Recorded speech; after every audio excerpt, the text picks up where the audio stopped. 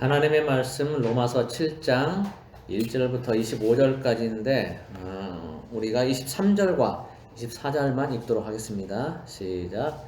내 지체 속에서 한 다른 법이 내 마음의 법과 싸워 내 지체 속에 있는 죄의 법으로 나를 사로잡는 것을 보는도다.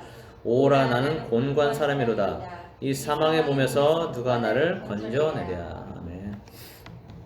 네, 익히 많이 들어본 그런 말씀이죠. 이제 7장 1절부터 이제 쭉 이제 말씀을 보긴 할 텐데, 오라 나는 곤고한 사람이로다. 이 제목으로 보겠습니다. 오라 나는 곤고한 사람이로다. 우리는 살면서 하지 말라는 말을 참 많이 듣습니다. 어릴 때도 그렇고 어른이 되어서도 마찬가지입니다. 근데 그 중에는 이미 알고 있는 것에 대해서 하지 말라고 하는 것이 있고, 또 반면에 전에는 전혀 알지 못했는데 하지 말라는 말을 들으면서 새롭게 알게 되는 것들도 있습니다. 예를 들면 시내에서 차를 운전하면서 90km의 속도로 운전했다면 본래 90km의 속도로 운전한 것만 가지고는 아무런 문제가 되지 않습니다. 그런데 시내에서 그런 속도로 운전하면 다른 사람들이 다칠 그런 사고의 위험이 있죠. 그래서 법으로 시내에서는 60km를 넘지 못하도록 속도 제한을 규정한다면, 그 법이 만들어지고 난 다음부터는 시내에서 90km의 속도로 운전하면 법을 위반한 것이 되고 범칙금도 물게 됩니다. 이것은 이미 알고 있는 내용과 관련된 것입니다. 반면에 전혀 모르고 있다가 알게 되는 경우가 있죠. 우리들 어른들이 학교를 다닐 때 청소년 시절에는 성교육이라는 것이 따로 없었습니다. 그래서 다들 결혼해서 아들, 딸 낳고 잘 살았죠. 그런데 요즘은 유치원 때부터 성교육을 하고 청소년들도 물론 성교육을 받습니다. 그런데 문제는 아이들이 성교육을 받으면서 성생활이 문란해지고 청소년들 사이에서 성범죄가 더 늘어나게 되었다는 것입니다. 남자와 여자의 신체 구조를 알게 되고 성교가 어떻게 이루어지는지를 알게 되면서 호기심이 생기고, 그래서 그것을 직접 해보게 되면서 성범죄를 저지르게 되는 것이죠. 그런데 이러한 일은 청소년뿐 아니라 유치원 단계에서도 이런 일들이 일어납니다. 몰라도 되는 것을 필요 이상으로 교육을 하고 또 알려주면서 전에는 생각지도 못했던 새로운 죄를 짓게 되는 것입니다. 차라리 몰랐으면 아무런 문제가 없었을 텐데 교육을 통해서 알게 되자 그 알게 된 것이 그것을 해보고 싶은 욕구로 이어지고 결국 죄로 이어지게 되는 것입니다. 본래 성교육의 목적은 그러한 교육을 통해서 성범죄를 예방하자는 그런 목적이었지만 오히려 그런 범죄를 더 부추기는 역할을 하게 된 것이죠. 한마디로 범죄를 저지르지 말라는 의도로 한 것이지만 결국 더 악화시키는 결과를 초래한 것입니다. 율법 역할을 하는 교육이 죄를 짓게 만든 것입니다. 오늘 본문 7장 로마서 7장 7절부터 9절까지 보겠습니다. 같이 읽겠습니다. 7절부터 9절까지 시작. 그런즉 우리가 무슨 말을 하리요? 율법이 죄냐? 그럴 수 없느니라. 율법으로 말미암지 않고는 내가 죄를 알지 못하였으니 곧 율법이 탐내지 말라 하지 아니하였더라면 내가 탐심을 알지 못하였으리라. 그러나 죄가 기회를 타서 계명으로 말미암아 내 속에서 온갖 탐심을 이루었나니 이는 율법이 없으면 죄가 죽은 것임이라. 전에 율법을 깨닫지 못했을 때에는 내가 살았더니 계명이 이름에 죄는 살아나고 나는 죽었도다. 우리의 본성은 하지 말라고 하면 더 하고 싶어 합니다.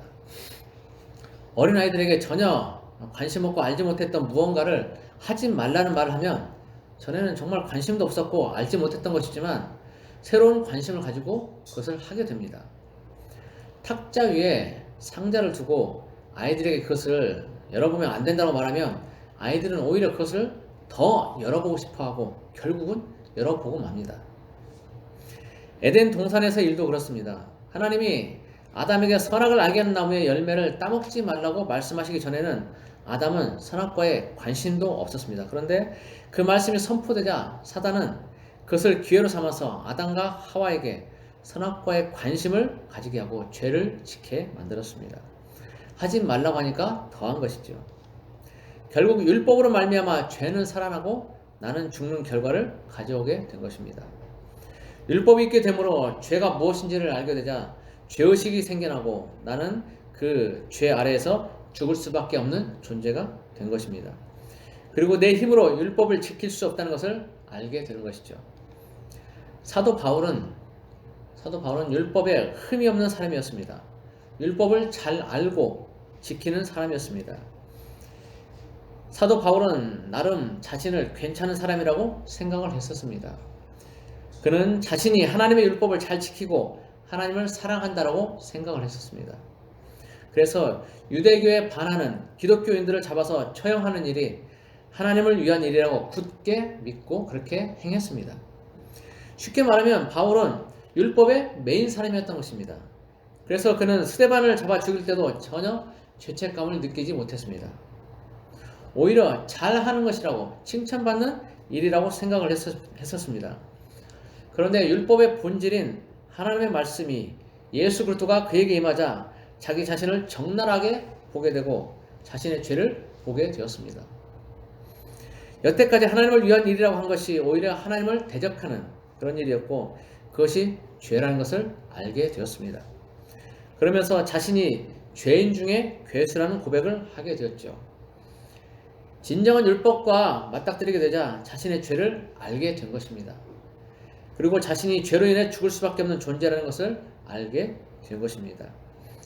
결국 죄는 살아나고 바울, 나는 죽게 되는 것이죠. 그러나 율법을 통해서 죄는 살아나고 나는 죽게 되었다 해서 율법이 나쁜 것은 아닙니다. 율법이 없었다면 죄를 알지 못했을 것이기 때문입니다. 율법은 하나의 기준점을 제시하는 것뿐입니다. 율법은 이 땅을 살아가는 규칙입니다. 직장이나 단체 등에서 전체 질서를 위해서 규칙이 있는 것처럼 하나님이 창조하신 이 땅에도 질서를 위해 규칙이 필요했고 그것이 율법인 것입니다. 그런데 우리가 소속 공동체 질서를 위해 규칙을 지키듯이 이 땅에서의 질서를 위해서 율법을 지켜야 하는 것입니다.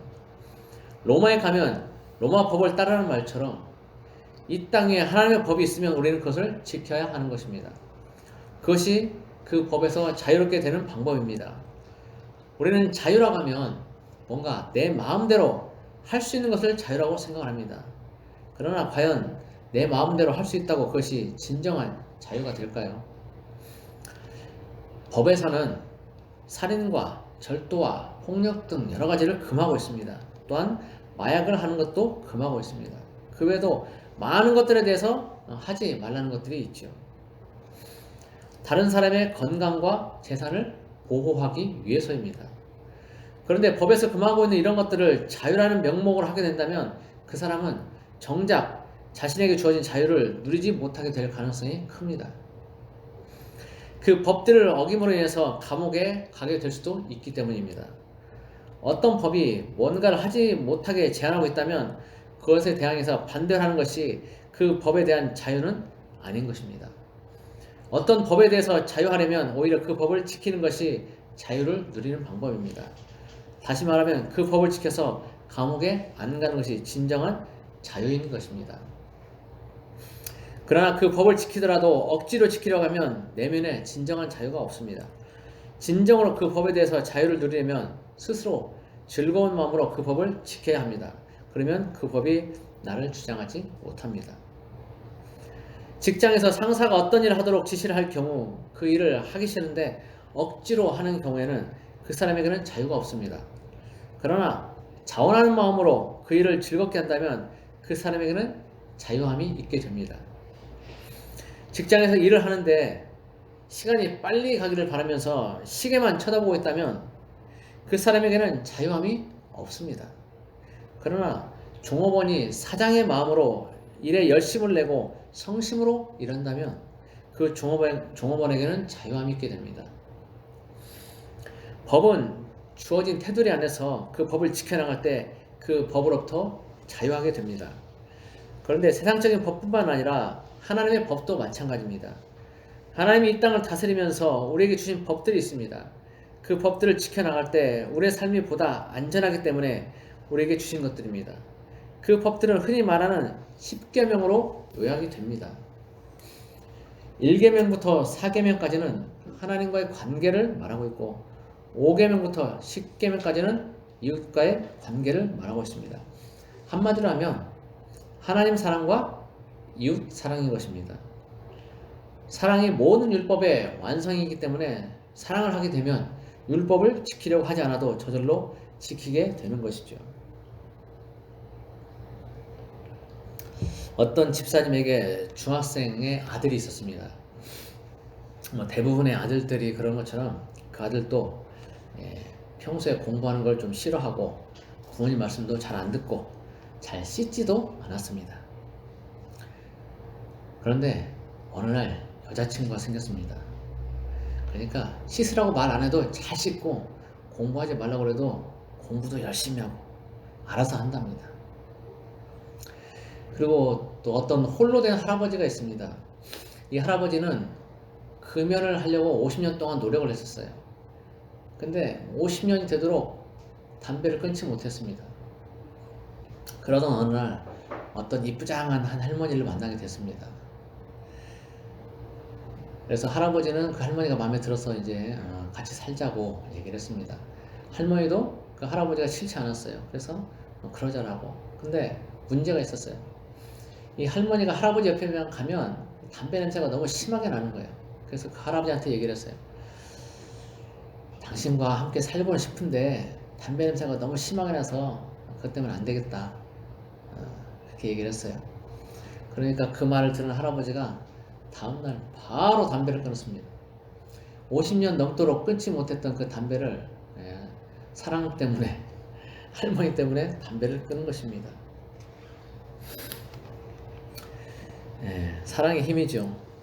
평소에는 귀찮아하고 규제라고 생각했던 것들이 사랑 때문에 스스로 하게 되는 것입니다.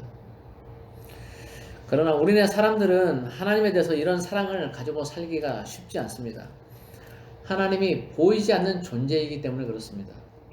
그리고 일상에서 사람들 간에 있는 소통처럼 그렇게 소통이 되는 것이 아니기 때문에 그렇습니다.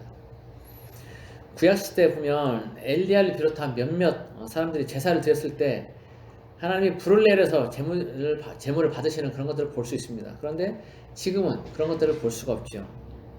그저 예배라는 형식 가운데 우리끼리 뭔가를 하고 끝내는 그런 일들이 있게 되죠. 하나님이 그리고 예배를 받으셨다는 아무런 증표도 없습니다. 그저 우리가 마음을 다해서 정성을 다해서 드리는 것 뿐입니다. 매일매일 성경을 읽고 기도를 하면서 하나님의 뜻을 알아간다고는 하지만 그것이 정말 하나님의 뜻인지를 확신하기는 쉽지 않습니다. 그냥 그런가 보다 라고 생각할 뿐이죠. 그래서 우리는 보이는 사람을 사랑하는 것처럼 안 보이는 하나님을 사랑하기가 쉽지 않고 따라서 하나님이 주신 계명들을 지켜 행하기도 쉽지 않습니다. 의지적으로 계명들을 지켜보려고 하지만 사랑 없이 행하는 것들이라 힘들기만 할 뿐입니다. 사실 우리네 삶을 보면 100% 계명들을 지키는 사람도 없고 아예 안 지키는 사람도 없습니다. 어느 정도는 지키고 어느 정도는 못 지키는 경우가 대부분입니다. 다른 사람들이 보면 성경대로 그렇게 경건하게 사는 사람처럼 보이지만 그런 사람이 있기도 하지만 그러나 그들 또 내면을 들여다보면 온전한 사랑으로 살고 있지 못한 것을 알 수 있습니다. 경건한 척하고 사랑하며 섬기는 척하지만 다른 사람들 뒷담화를 하면서 성도 간의 분열을 일으키고 이간질하며 시기, 질투하고 험담하기도 합니다. 사랑하며 모든 것을 용납하게 보이는 그런 사람도 어느 특정 사람, 어느 특정 사건이 생기면 그 사람에 대해서 오해하고 용서하지 못하는 모습도 보게 됩니다. 자기 자신은 비록 온전히 계명을 다 지켜 행한다고 할지라도 그것은 자기 자신만의 착각일 뿐이고 우리네 사람들 중에는 온전히 계명을 지켜 행하는 사람은 없습니다. 털어서 먼지 안 나는 사람 없듯이 털어서 허물과 죄 없는 사람 아무도 없습니다. 아무리 물과 성령으로 거듭나고 불로 성령 침례를 받았다고 하더라도 육신이 있는 한 죄의 본성에서 온전히 벗어날 수는 없는 것입니다. 다만 근접하게 살아가는 사람이 있을 뿐입니다. 온전한 구원은 주님이 다시 오실 때야 비로소 완성이 되기 때문에 그렇습니다. 그 전까지는 우리는 날마다 내적인 싸움을 이어갈 수밖에 없습니다. 그래서 우리 안에는 늘 싸움이 있습니다. 하나님의 법을 지키려고 하는 마음과 거기에서 벗어나 죄의 법을 따르려는 싸움입니다. 그래서 오늘 본문에서는 두 가지 법이 우리 안에서 싸운다라고 말하고 있습니다. 오늘 본문 21절부터 23절까지를 보겠습니다. 같이 읽겠습니다. 시작. 그러므로 내가 한 법을 깨달았노니 곧 선을 행하기 원하는 나에게 악이 함께 있는 것이로다. 내 속사람으로는 하나님의 법을 즐거워하되 내 지체 속에서 한 다른 법이 내 마음의 법과 싸워 내 지체 속에 있는 죄의 법으로 나를 사로잡는 것을 보는도다. 예. 자, 거듭난 사람은 기본적으로 하나님의 법을 즐거워하게 되어 있습니다. 그러나 그것은 우리의 영의 영역에서 즐거워하는 것입니다. 즉 우리 안에 있는 영의 사람이 하나님의 법을 즐거워하는 것입니다. 그러나 사람은 영으로만 이루어진 존재가 아니라고 했죠. 영과 혼과 몸으로 이루어진 게 사람이라고 했었습니다. 눈에 보이는 육의 사람도 존재를 하는 겁니다. 그런데 이 육의 사람은 죄의 본성을 따르려는 경향이 있습니다. 영은 예수의 피로 새롭게 되었지만 육은 아직 새롭게 된 것이 아니기 때문입니다. 우리의 육이 새롭게 되는 것은 예수님이 다시 오셔서 우리의 몸이 변화될 때 비로소 가능해집니다. 물론 믿음의 눈으로 보면 이미 우리의 육도 새롭게 되었습니다. 그러나 제가 말씀드리는 것은 지금 우리에게 주어진 현실에서의 상황을 말하는 것입니다. 우리 안에 있는 영의 사람은 하나님의 법을 따르려고 하는 반면에 육의 몸은 죄의 법을 따르려고 해서 늘 우리 안에서는 충돌이 일어납니다. 그 충돌에서 누가 이기냐는 단 1%의 차이일 뿐입니다. 50대 50에서 1%만 더 이기면 되는 것입니다. 그 1%의 승리를 얻고 못 얻고는 혼의 몸이 좌우합니다. 혼이 좌우를 해요. 우리 삶의 거의 대부분의 영역을 관할하는 것이 혼이지요. 혼의 몸입니다. 그래서 그 혼이 누구의 편을 들어주냐에 따라서 싸움의 양상은 달라집니다.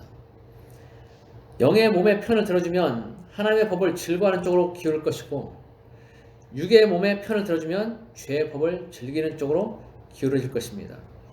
우리는 흔히 혼의 몸의 역할을 의지라는 말로 대신하곤 합니다.